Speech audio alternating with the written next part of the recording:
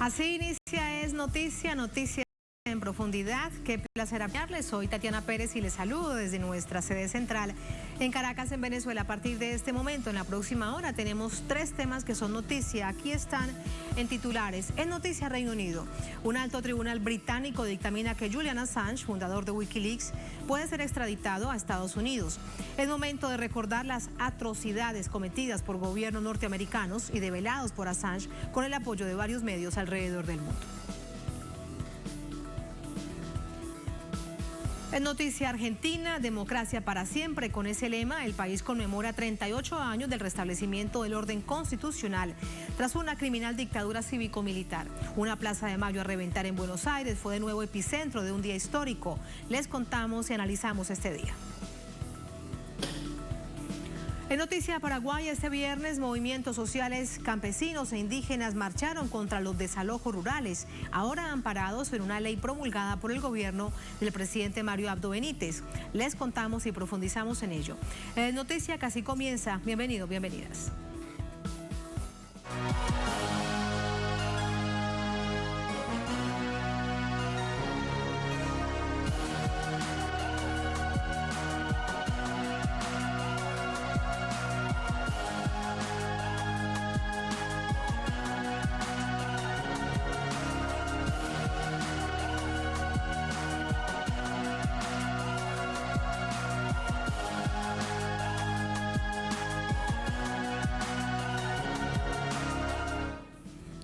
En noticia Reino Unido, la justicia británica autorizó la extradición de Julian Assange, fundador de Wikileaks, a Estados Unidos. La decisión será apelada pronto por la defensa. Vamos a revisar los hechos. Un tribunal de apelación del Reino Unido decidió este viernes que Julian Assange puede ser extraditado a Estados Unidos, aunque la determinación aún puede ser apelada por la defensa del periodista. El Tribunal Superior de Justicia de Londres estableció que el caso debe remitirse al Tribunal de Magistrados de Westminster para que un juez de distrito lo envíe al secretario de Estado para decidir si Assange debe ser extraditado. El juez Timothy Holroyd manifestó que la defensa del fundador de la plataforma Wikileaks cuenta con la potestad legal de impugnar el veredicto presentando un recurso. Y así será. La defensa de Assange anunció que apelará el fallo lo antes posible. La esposa de Assange, por su parte, sostuvo que esta decisión del tribunal es un grave error judicial.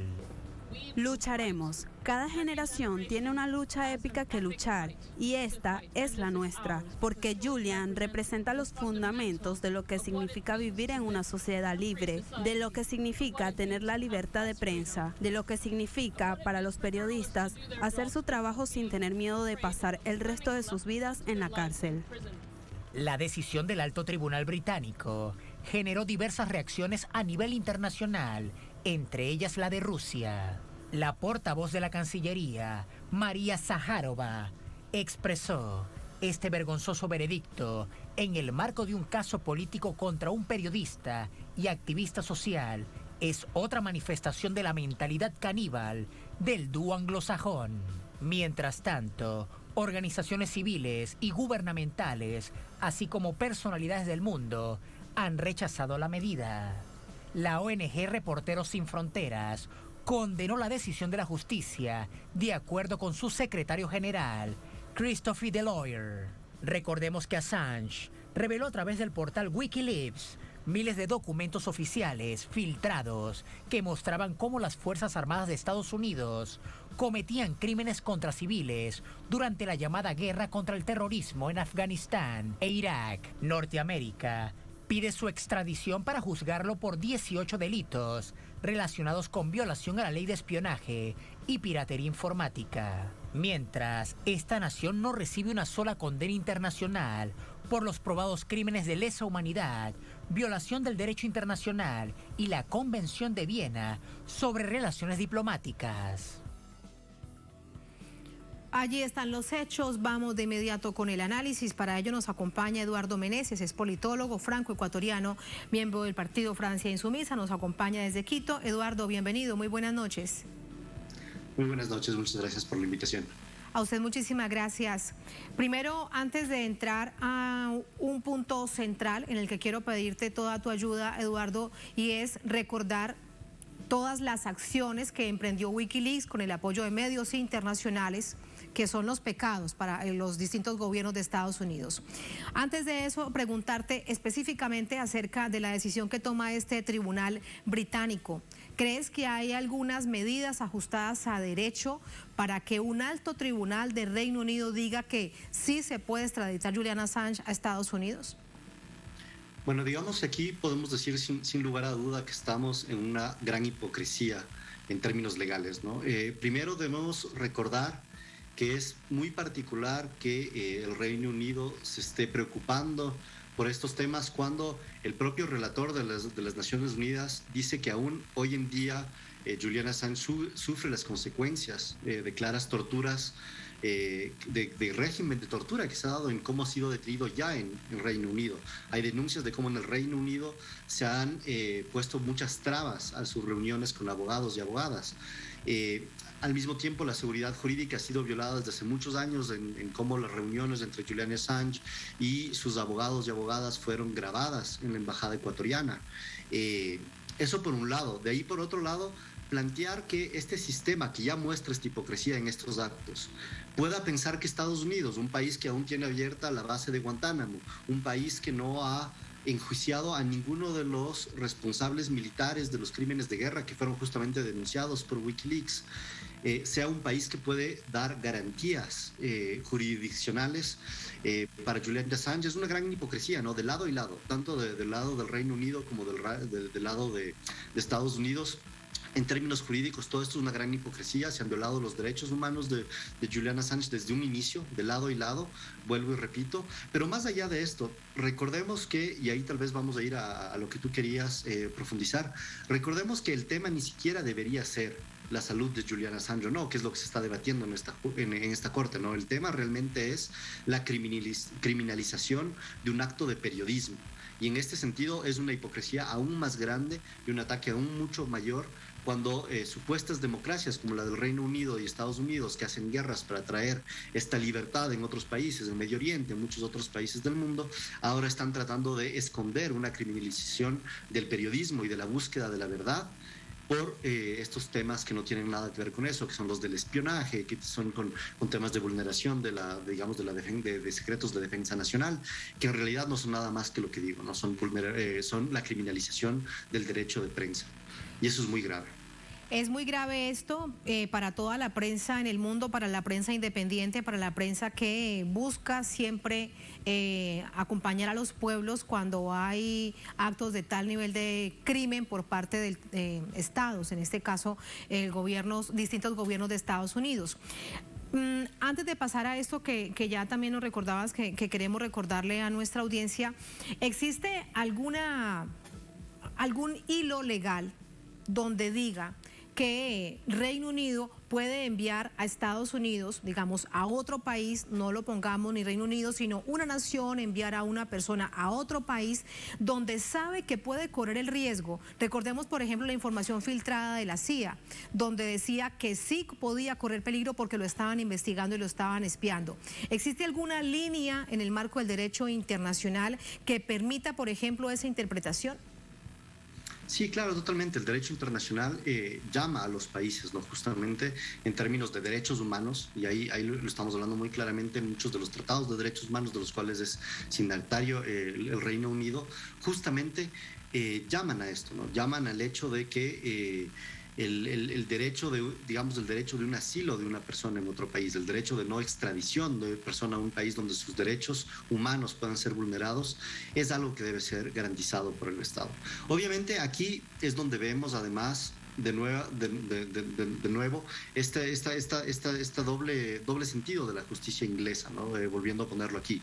Por un lado, más allá de los derechos más básicos de los que ya se ha pronunciado gente como el relator de las Naciones Unidas, de la historia de tortura en las cárceles que tiene Estados Unidos, solo para mencionar de nuevo Guantánamo, podemos claramente recordar otros casos que se han dado en el pasado. Aquí estamos hablando de que Julian Assange enfrenta condenas perpetuas que en Estados Unidos que van por 175 años de cárcel. Entonces está pretendiendo que Julian Assange, por más de 17 cargos que hablan de conspiración, vaya en cadena perpetua a Estados Unidos, lo que ya en sí es una violación, como decíamos, al derecho de prensa, además de todas las denuncias que han habido de violaciones de derechos humanos. Pero recordemos también cómo Inglaterra en otros casos que son mucho más controversiales, digamos, en términos de derechos humanos, no ha actuado así. Recordemos que Inglaterra no extraditó a Pinochet, por ejemplo, cuando España pedía que sea extraditado por casos de violaciones de derechos humanos probados y más que repertoriados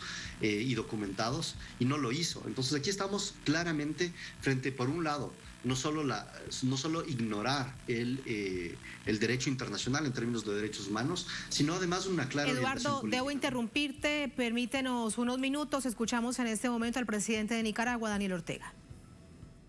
Hassan, violando el derecho de asilo, violando las leyes internacionales y entregárselo a las fuerzas represivas del Reino Unido de Inglaterra. El Reino Unido todavía tienen reina ahí, fíjense. En estos tiempos tienen reina. ¿Y quién le eligió a la reina? ¿Quién votó por la reina? Y tienen reina. Sí. Y pero al final de cuentas no es culpa de la reina ser reina. Ya una señora que tiene 90 y tantos años. Increíble pues la vitalidad que ha tenido. Es sencillamente el sistema que se instaló en ese país y que decidió, bueno, tener reyes y reinas como sucede en muchos países europeos que se dicen democráticos. Que se dicen democráticos. Entonces, entregaron a Hassan porque los yanquis están persiguiendo a Hassan. ¿Y cuál es el delito de Julian Assange? Haber denunciado la violación de los derechos humanos, los crímenes cometidos por los gobernantes norteamericanos en asesinato, en bombardeo. O sea, ese fue el delito, Hassan, haber denunciado ante el mundo esos crímenes que cometían, como siguen cometiendo los Estados Unidos de Norteamérica, en nombre de la democracia, fíjense, en nombre de la democracia. Han cometido y cometen los más grandes crímenes. En nombre de la democracia lanzaron las bombas atómicas sobre Hiroshima y Nagasaki. Fíjense bien. Y en Europa, en nombre de la democracia, llegó Adolfo Hitler al gobierno de Alemania en su momento. Y todavía hay nazis en esos países europeos. En Alemania misma hay movimientos nazis.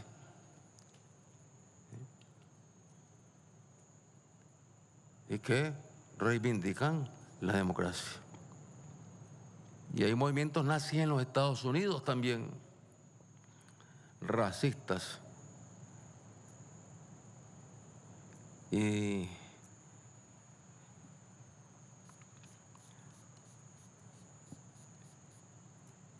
a Hassan, cuando lo entregaron, han venido los juicios, donde en Inglaterra, siguiendo los procedimientos, a partir de un hecho delictivo, y es que el gobierno británico ha hecho prisionero a una persona, primero que lo que ha hecho es denunciar crímenes de los Estados Unidos y luego gozaba de asilo en la Embajada de Ecuador. Y ellos tranquilamente lo han tenido detenido, lo han estado procesando y discutiendo si lo mandan o no a los Estados Unidos de Norteamérica, donde lo están pidiendo con ganas de aplicarle la pena de muerte. Y si no, aplicarle más de 100 años de prisión. Hoy, en el Día de los Derechos Humanos, ¿y qué dicen los organismos de derechos humanos de Naciones Unidas? Digo Naciones Unidas porque, bueno, ahí está Naciones Unidas y tiene un organismo de derechos humanos.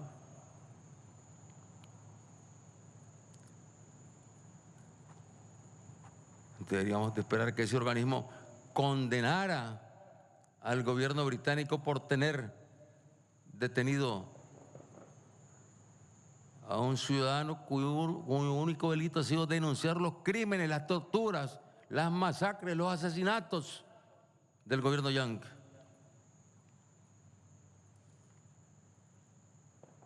Y que más bien debería estar ese organismo de Naciones Unidas preocupado por perseguir a los grandes criminales que tiene el mundo. Los grandes criminales.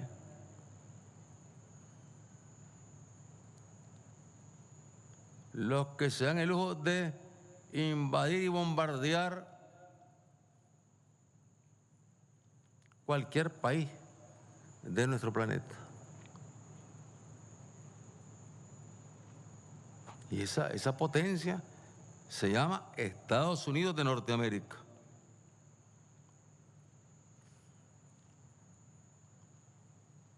Y habla en nombre de la democracia de Estados Unidos y en nombre de la democracia están cometiendo un crimen más el día de hoy, porque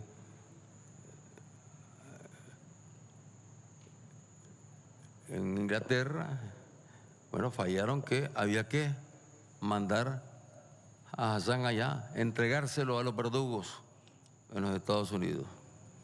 Todavía hay una última apelación de Hassan. Difícil que esa apelación prospere. Ojalá y prosperara. ¿Por qué? Porque entre esta potencia hay una afinidad. Todas tienen la misma historia de conquista, de opresión, de dominación, de apoderarse de otros países. Hay pueblos ahí, sí, pueblos rebeldes que están en contra de esas políticas. El pueblo británico es un pueblo que no comparte esa política.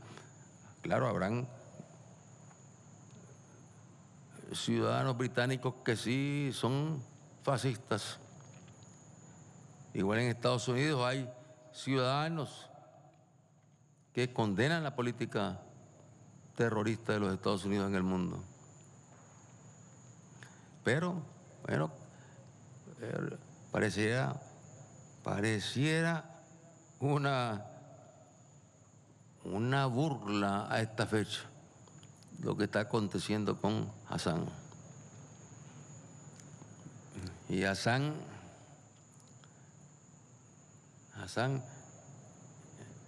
ya se ganó, desde el momento mismo que hizo esas denuncias valientes, sabiendo que lo podían asesinar los organismos de inteligencia y de seguridad de los Estados Unidos, combinados con los europeos. Hassan se ganó el reconocimiento de los pueblos y por lo tanto se ganó el premio de la paz de los pueblos del mundo. No es el premio Nobel que se lo entregan a los que luego destruyen, invaden, asesinan, bombardean. Hassan sí es reconocido y lo reconocemos como el premio de la paz por su valentía, por su dignidad, por su firmeza. Y nos solidarizamos en este día con este hombre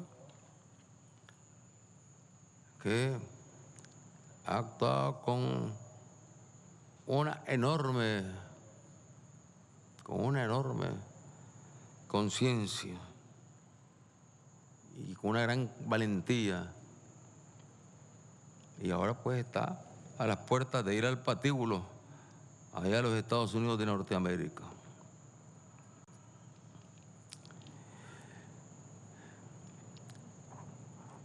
El día de hoy, queridos hermanos nicaragüenses, ya todos están enterados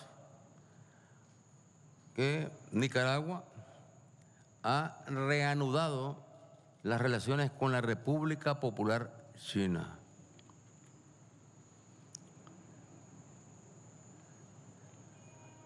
Y es bueno que hacer un poquito de historia.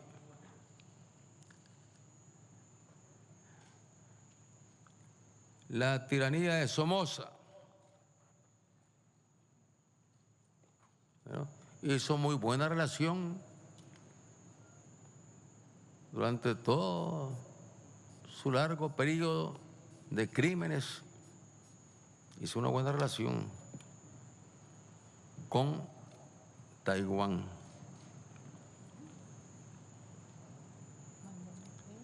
Taiwán es un territorio que pertenece a la República Popular China. Y así está, aprobado por Naciones Unidas.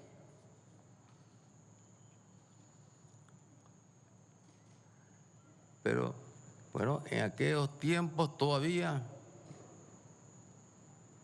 no se acataba lo que luego fue esa resolución de Naciones Unidas, donde incluso Estados Unidos, fíjense bien, Estados Unidos decidió establecer relaciones con la República Popular China y cortar las relaciones con Taiwán, porque Taiwán, bueno, es parte de China, es territorio de la República Popular China. Y bueno, con Taiwán en aquella época de la tiranía somocista, las relaciones eran muy buenas.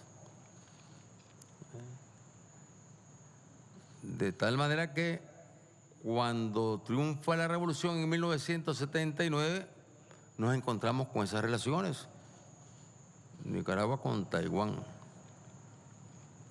Luego, en ese periodo de los 80, la Revolución Popular Sandinista, por tener una afinidad en el campo político, en el campo ideológico, con la Revolución China, con su gran dirigente, Mao Zedong. Hermanos nuestros en la época de la lucha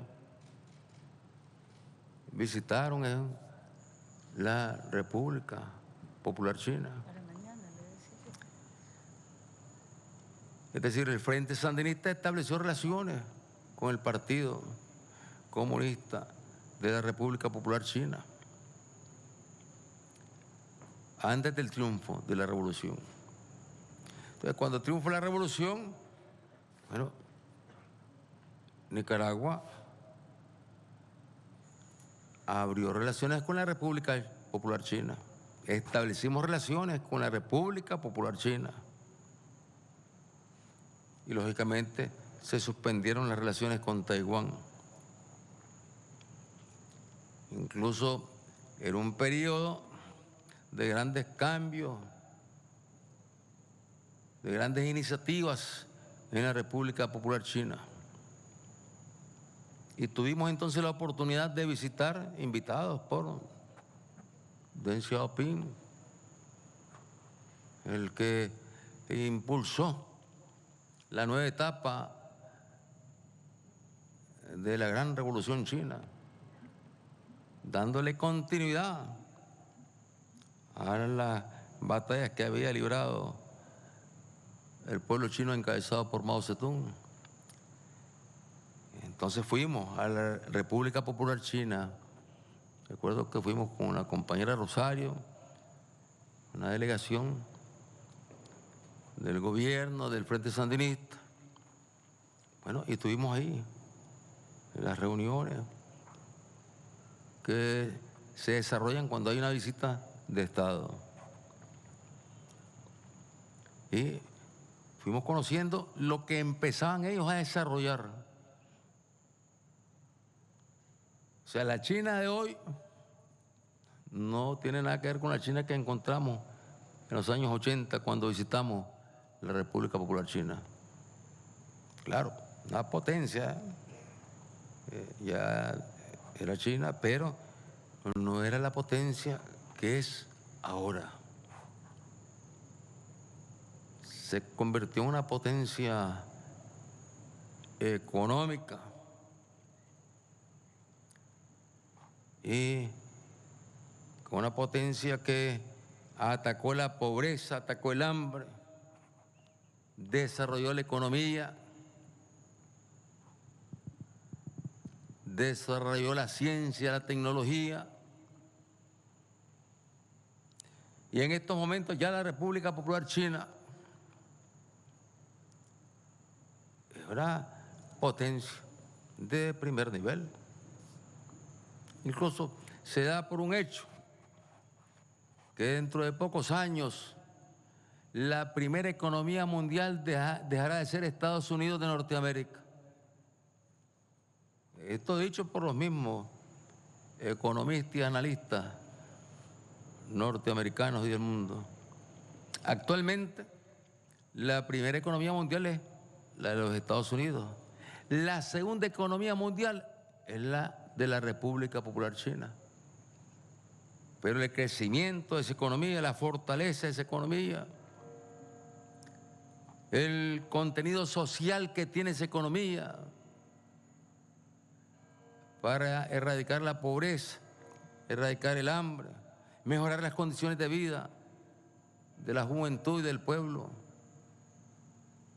y cooperar con los pueblos del mundo. La República Popular China prácticamente ha hecho un hermanamiento con África y viene avanzando en sus relaciones con América Latina y el Caribe.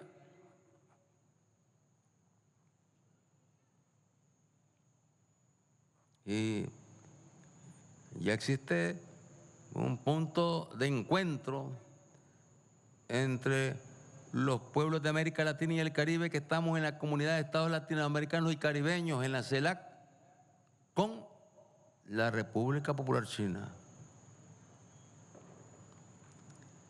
Y les decía pues que establecimos las relaciones con la República Popular China. Pasó el tiempo, estábamos en medio de la guerra, cuando establecimos esas relaciones, la guerra que nos imponían nuevamente el imperio norteamericano.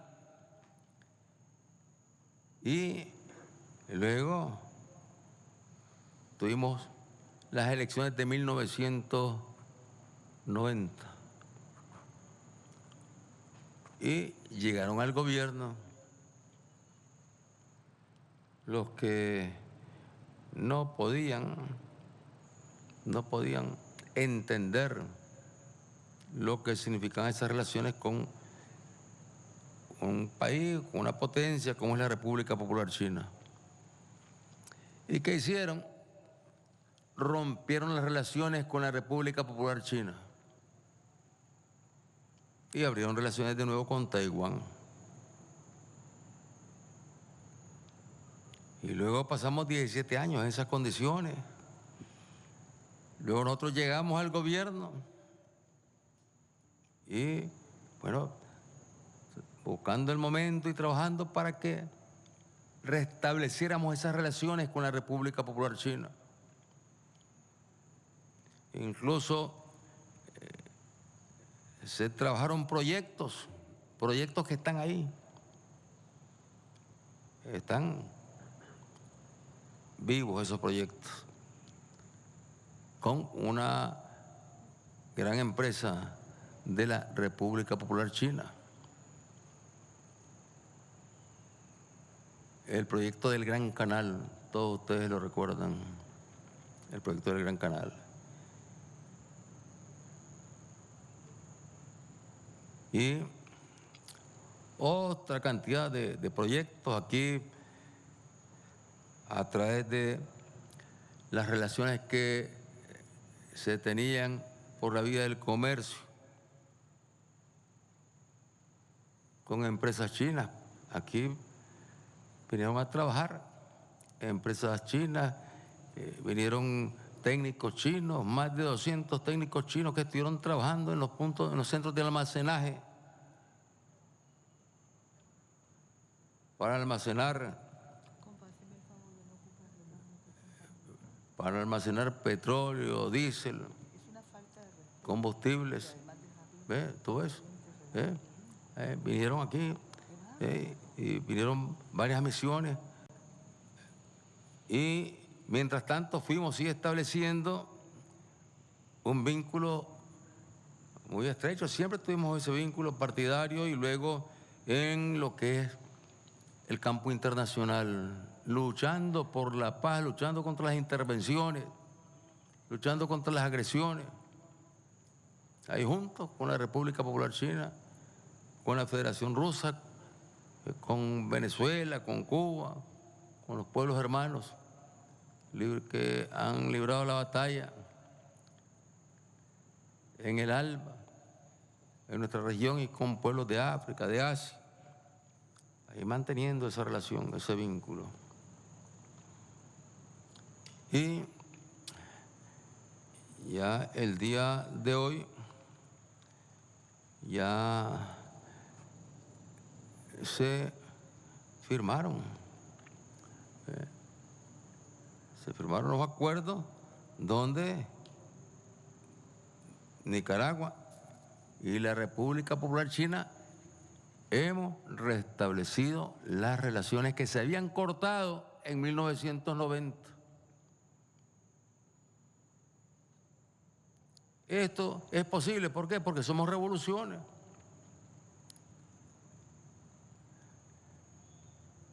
Y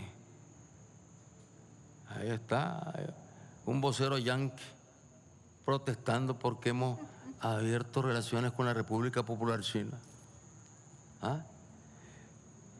Y es una cosa totalmente absurda, ridícula, porque han estado continuamente despotricando los voceros yanquis cada vez que un país de esto que ellos llaman su traspatio abre relaciones con la República Popular China. Y claro, más les duele, más les arde cuando se trata de Nicaragua, que es una revolución, encontrándose de nuevo con otra revolución. Y digo que es absurdo porque mientras tanto Estados Unidos tiene relaciones con la República Popular China, las tiene. O sea, ellos se sienten con el derecho de tener relaciones con la República Popular China porque saben que es una potencia económica, porque saben que es un mercado y una economía que no pueden ellos subestimar, que tienen que entenderse con esa realidad, que es el país más poblado del planeta y tiene una economía con una fortaleza y un crecimiento sin precedentes. Entonces, ellos sí se pueden entender y pueden tener relaciones con la República Popular China. Y en medio de esas relaciones cometen la ridiculez de estar continuamente sancionando a la República Popular China, creyendo que de esa manera van a detener el crecimiento de la economía de la República Popular China, como lo hacen con la Federación Rusa también, y como lo hacen con muchos países en el mundo. Esta es una buena noticia, porque esto fortalece, robustece lo que son las relaciones internacionales de Nicaragua en todos los campos. ¿Por qué? Porque en China tenemos una economía tan fuerte, la economía china, que incluso aquí han llegado inversiones de empresas chinas, aún sin existir relaciones con la República Popular China. Entonces, son nuevas condiciones, buenas noticias para nuestro pueblo, y estamos seguros que lo que se ha suscrito el día de hoy es una noticia que alegra a nuestro pueblo y alegra también a todos los pueblos que tienen relaciones con la República Popular China.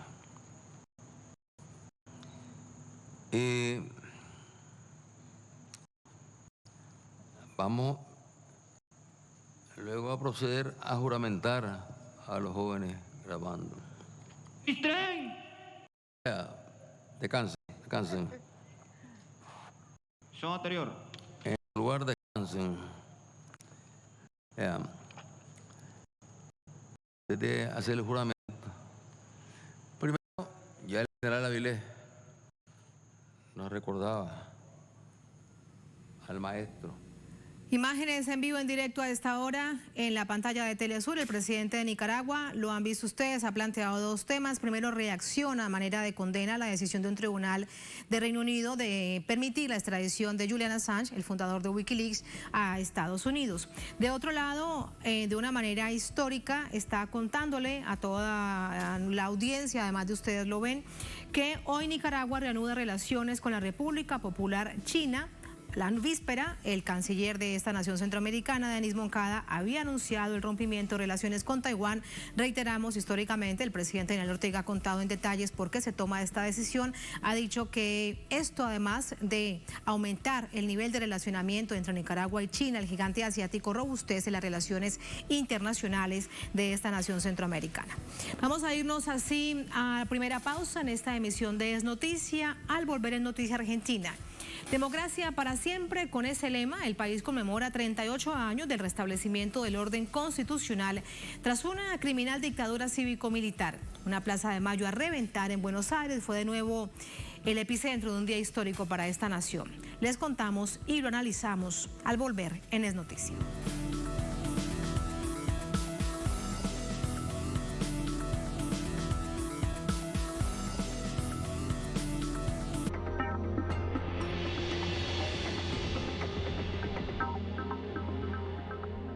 Hemos venido a inaugurar hoy día y es un proyecto importante. Producción de hidrocarburos significa IDH, significa regalías. Por una Bolivia productiva. YPFB inauguró una batería de compresión de gas en el área El Dorado para mantener la producción de gas y líquidos. Esta obra aportará con mayores recursos al país. YPFB, la energía que reactiva Bolivia.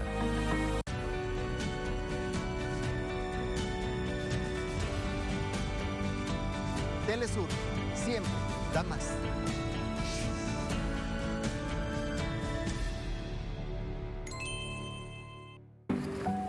¿Qué le pasa? Se peleó con la novia. Es su fiebre. Ma, Lucía, en realidad yo... Ya sé. ¿Estás contento por algo? Bueno, mamá, esta no la adivinas. Mira. Ahora ANSES reconoce un año de aporte por cada hija o hijo para que más mujeres puedan jubilarse. Para las madres que saben todo, una noticia que no se esperaban. Reconocemos un año de aportes por hija o hijo. No es un regalo, es un derecho. Entérate más en anses.gov.ar.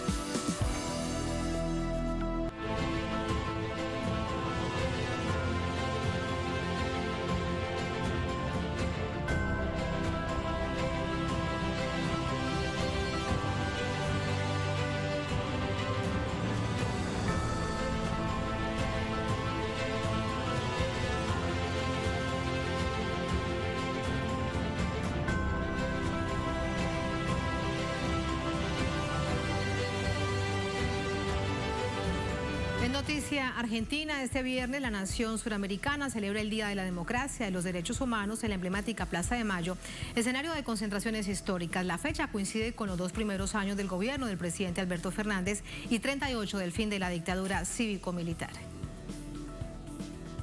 La emblemática Plaza de Mayo en Buenos Aires recibió este viernes a centenares de argentinos para participar en el festival Democracia para Siempre, organizado por el Ejecutivo para conmemorar el 38 aniversario del restablecimiento del orden democrático tras la última dictadura cívico-militar. La celebración, encabezada por el presidente Fernández y la vicepresidenta Cristina Fernández, tuvo como invitados especiales a los expresidentes Pepe Mujica y Luis Ignacio Lula da Silva. Y aunque han pasado más de 3 décadas en democracia, los organismos de derechos humanos argentinos advierten y repudian la instalación de discursos de odio y de un negacionismo que busca reivindicar las acciones de genocidio de la dictadura.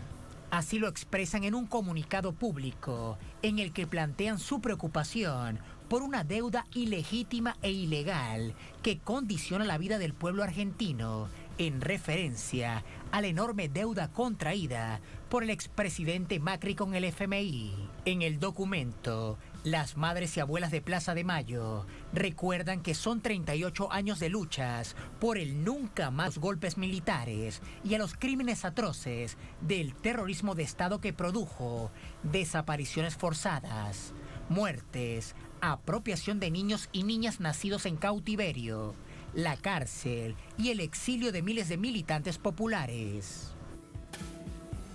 Entramos con el análisis. Para ello nos acompaña Jorge Luis Ubertalli, periodista, articulista, analista internacional. Nos acompaña desde Buenos Aires. Jorge Luis, bienvenido. ¿Cómo te va? Un gusto saludarte. Bien, todo muy bien. ¿Qué tal? Buenas tardes, buenas noches. Muy buenas noches. Hace tiempo que no te veía. Muchas gracias, muy buenas noches. Hemos visto una Plaza de Mayo a reventar y coincide con varios momentos de celebración y también de conmemoración. ¿Hace cuánto no veías tal nivel de entusiasmo, de euforia, de hablar de esas cosas que parecían haber quedado en el pasado, como por ejemplo de integración, de la necesidad de unión y no solamente de Argentina? Sí, es necesario la integración de nuestra América en ese marco, es importante, pero hoy también se conmemora el Día Internacional de los Derechos Humanos. Y acá en la provincia de Buenos Aires, mientras estaba la gente en la plaza, se montó una provocación.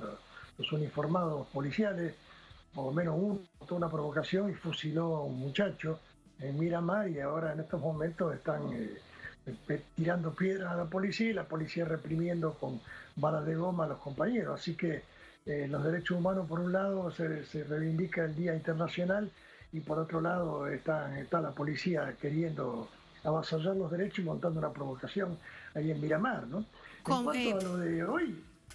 Sí, Jorge Luis, ¿cómo es eso? Te pido un poco más de detalles, por favor.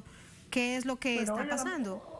Hoy a la mañana Miramar es una ciudad balnearia del departamento de General Alvarado, y esta mañana fusilaron a un muchacho, un policía fusiló prácticamente a un muchacho en uno de los llamados casos de gatillo fácil, y entonces los familiares y los amigos salieron a protestar. Y hay una batalla campal entre toda la gente de Miramar que está enfrentada a la policía, y la policía se atrincheró y llamó más a más uniformados para reprimir a la gente, ¿no?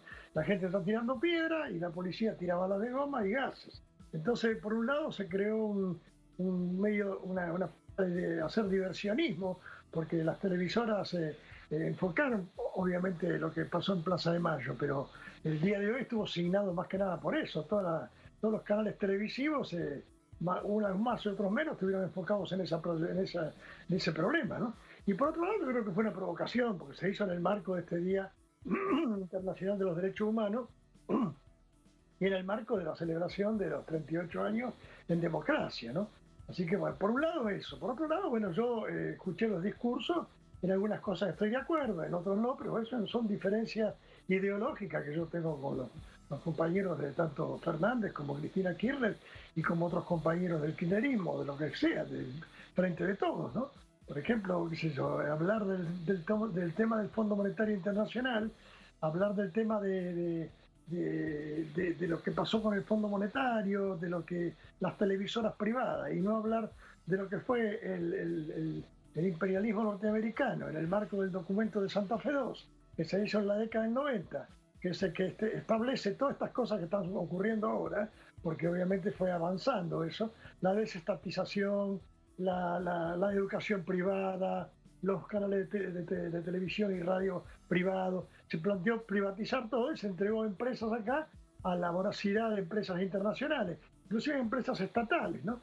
Entonces parece ser que obviamente hay un discurso que confronta con esto, pero por otro lado en la práctica no confronta, porque es decir, es como que, es eso, el gobierno argentino participó en este encuentro de la democracia que llamó Biden a hacer, ¿no? En donde se dejó de lado a Venezuela, a Cuba, a Nicaragua, a Bolivia, a China, a Rusia, como todos sabemos.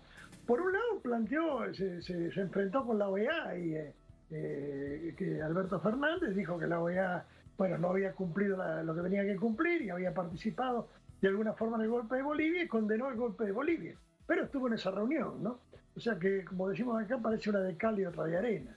Y por otro lado, en el tema de los derechos humanos, está muy claro que el gobierno lo que necesita es confrontar con los grandes empresarios y trabajar en función de los trabajadores. No se puede hablar de unidad nacional cuando los empresarios hacen lo que quieren. Por ejemplo, si no hay razón para aumentar los precios y los empresarios aumentan los precios, obviamente hay que confrontar. Y para confrontar hay que organizar a las masas y darle poder, empoderarlas para que las masas directamente... por ejemplo, si aumentan los precios en determinados lugares, sea la gente del barrio la que vaya a controlar los precios, la gente del barrio que se organice. Porque si no, con solamente... Pero fíjate, Jorge Luis, que ese fue uno de los llamados en la parte final del discurso de la vicepresidenta Cristina Fernández, a decirle a la gente, deben mantenerse movilizados.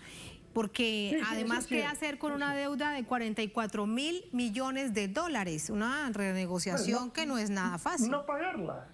No hay que pagarla. Es decir, una deuda contraída. Esto muestra un poco a las claras lo que yo te estoy diciendo, ¿no? Por un lado se habla de todo eso. Por otro lado, el que contrajo la deuda, que es un mafioso vinculado a la Ndrangheta italiana, la mafia más grande que hay en el mundo, Mauricio Macri, anda como Pancho por su casa por la calle, no está preso. Y cada vez que le van a hacer un juicio, responden con que no se puede, los jueces actúan a favor de él, bueno. Entonces, realmente cuando se tiene el poder, por lo menos el gobierno, hay que ejercerlo. Entonces no puede ser que por un lado se cuestione la deuda y por otro lado el que la contrajo ande como Pancho por su caso y no se les expropien los bienes. Porque realmente si contrajo la deuda él y su camarilla, como yo siempre dije, expropiarle los bienes, obviamente, que paguen ellos. ¿Por qué tiene que pagar el pueblo argentino una deuda que no contrajo? Por eso el tema es bastante contradictorio. Yo entiendo que el gobierno tiene presiones y demás, pero tiene que tener el rumbo bien claro de que lo primero que tiene que hacer es alinearse con los trabajadores y el pueblo. Los empresarios, los financistas y toda esa gente va en segundo o tercer lugar. Lo primero que hay que hacer es empoderar a los trabajadores fundamentalmente y hacer una política para los trabajadores, que es, vuelvo a insistir, controlar los precios, evitar que haya una hiperinflación porque manejan los 4 o 5 financieros que hay en el país, manejan el tema dólar. Todo esto se dijo en el discurso, pero hay que llevarlo a la práctica. Y eso, aparte de salir la gente a la calle, hay que organizarla para ejercer el poder popular. Por eso yo, obviamente no estoy en contra de lo que se dijo ahí, pero creo que no basta con eso, hay que ir un poco más lejos. No, es muy interesante el panorama que nos plantea, sin duda, porque bueno, es parte de la visión que cada quien tiene acerca, en este caso, de los discursos del presidente y de la vicepresidenta. En clave latinoamericana, ¿crees el hecho, por ejemplo, de que solamente estén los expresidentes Pepe Mujica y Luis Ignacio Lula da Silva es sintomático del no querer acercarse a otros movimientos progresistas y gobiernos progresistas y de izquierda de la región, o es un poco el evitar tensiones internas de las que ya bien conocemos? Bueno, obviamente no sé, pero yo no soy presidente, pero si fuera presidente haría otra cosa, obviamente, ¿no? Por eso no lo soy. Pero, por ejemplo, se habló de la democracia y se habló de todos los gobiernos que de alguna forma estuvieron en la década pasada, digamos, progresista, en cuanto a inclusive a Chávez, pero no se habla de Fidel Castro, por ejemplo. Entonces, si no se habla de Cuba y de Fidel Castro, quiere decir que en Cuba no hay democracia. Si creen que en Cuba no hay democracia es porque están llevando adelante los paradigmas democráticos del gobierno norteamericano.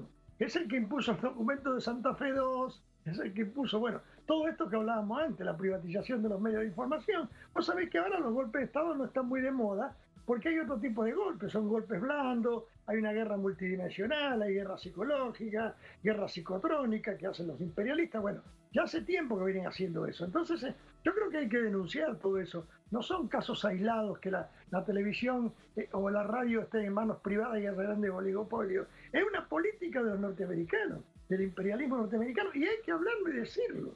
Ahora, si no se lo dice, bueno, la gente cree que es por obra y gracia del Espíritu Santo que ocurre. Entonces se agarra con este, se la agarra con el otro, que no, el mandamás mayor, que vuelvo a insistir, es el imperialismo yanqui, y no solamente el Estado norteamericano, sino los privados, que hasta han tercerizado la guerra y han creado sicarios por todos lados. Entonces, vos no sabés si la provocación de hoy, el policía respondía a las órdenes de la policía o respondía a otro que le dijo hacer tal cosa para provocar esta provocación, para provocar este conflicto que hay ahora. Eso es lo que está ocurriendo acá también y en otros países del mundo, obviamente, ¿no?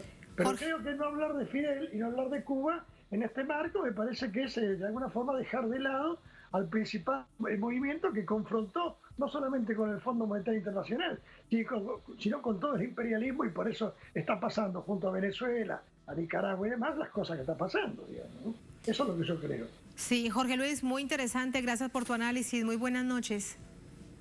Bueno, buenas noches a todos. Muy buenas noches y muchas gracias. Así vamos a la última pausa en esta emisión de Es Noticia. Al volver en Noticia Paraguay, este viernes movimientos sociales e indígenas marcharon contra desalojos rurales, ahora amparados en una ley promulgada por el gobierno del presidente Mario Abdo Benítez. Se los contamos al volver en Es Noticia.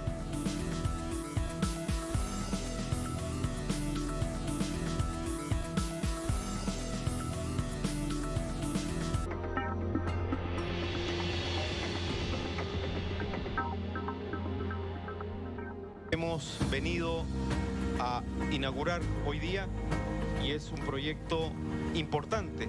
Producción de hidrocarburos significa IDH, significa regalías. Por una Bolivia productiva. YPFB inauguró una batería de compresión de gas en el área El Dorado para mantener la producción de gas y líquidos. Esta obra aportará con mayores recursos al país. YPFB, la energía que reactiva Bolivia.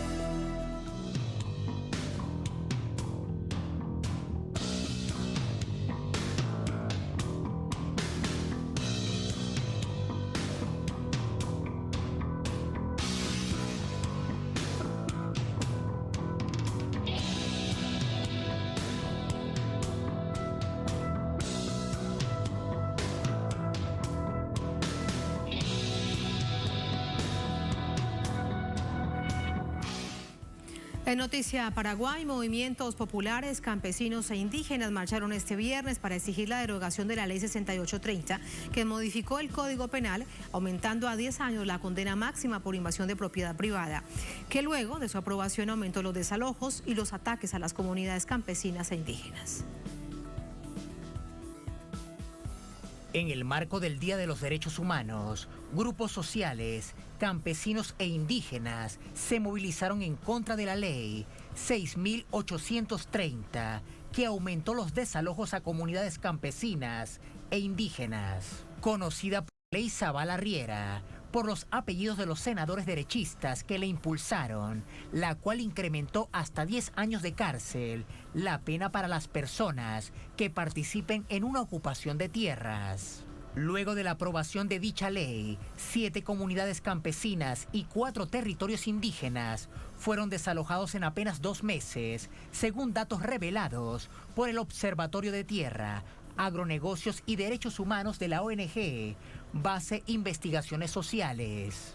La lucha por la tierra es un problema central del Paraguay, el país con la peor distribución de tierras del mundo, donde un 2,5% de la población tiene casi el 85% de las tierras. La ley parece funcionar como un aval indiscriminado para la expansión del agronegocio, que ya se extiende en un territorio de 3,5 millones de hectáreas y ahora busca llegar a los 4 millones. Previo a la sanción de la ley Zavala Riera, la jurisprudencia indicaba que era imposible desalojar a una comunidad indígena sin seguir un protocolo para verificar la posesión tradicional o ancestral de sus tierras. Recordemos que hace 9 años se produjo en Paraguay la masacre de Curuguatí, en un violento desalojo de tierras públicas, donde fallecieron 11 campesinos y 6 policías. No se investigaron las muertes de los agricultores y sin pruebas se condenó a otros 11 campesinos por la muerte de los funcionarios. Así ponemos punto final a esta emisión de Noticia. Como siempre, un placer haberles acompañado. Que tengan un buen fin de semana. Nos encontramos el próximo lunes a la misma hora, 8:30 de la noche, lo local aquí en Caracas, en Venezuela. Hasta entonces, sigan con nosotros.